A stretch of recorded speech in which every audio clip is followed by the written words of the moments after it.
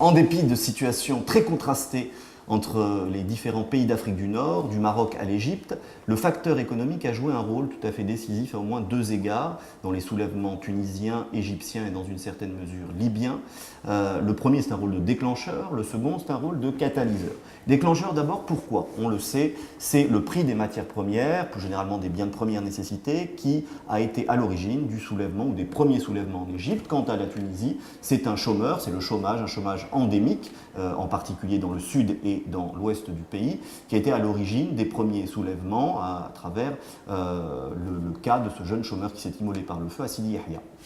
En Égypte, c'est le prix des matières de première nécessité, de l'huile, du pain, et l'augmentation ou l'inflation brutale, précipitée de ce prix-là, qui a été aussi à l'origine du soulèvement. En Égypte,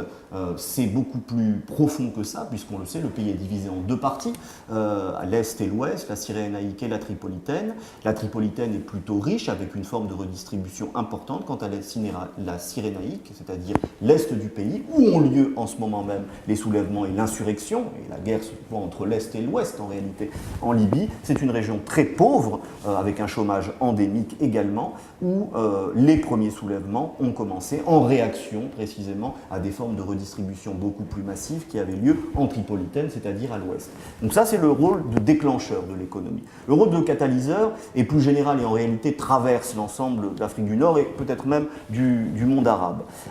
C'est une cause structurelle d'inégalité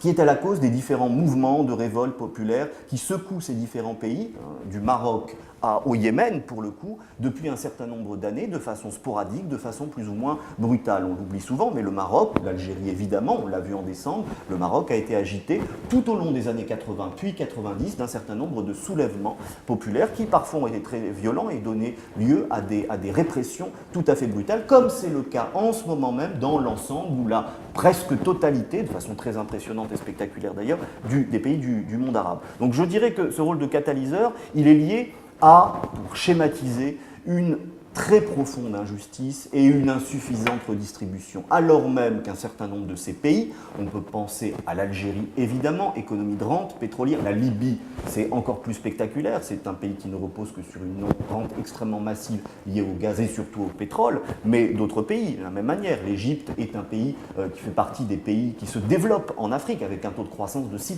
en moyenne, etc., etc. On pourrait multiplier les exemples dans ces pays qui sont des pays riches, finalement, voire même très riches. La redistribution est tout à fait insuffisante et l'ensemble de la majorité de la population n'en profite que très peu, voire pas du tout, en termes d'infrastructures, en termes de prix modérés des biens alimentaires, etc., etc. Et en cela, effectivement, les inégalités économiques, qui se manifestent à travers un chômage endémique notamment, et un pouvoir d'achat très faible, sont à l'origine de l'ensemble des mouvements insurrectionnels qui se déploient en ce moment et qui sans doute se déploieront encore à l'avenir si ce problème de redistribution n'est pas réglé.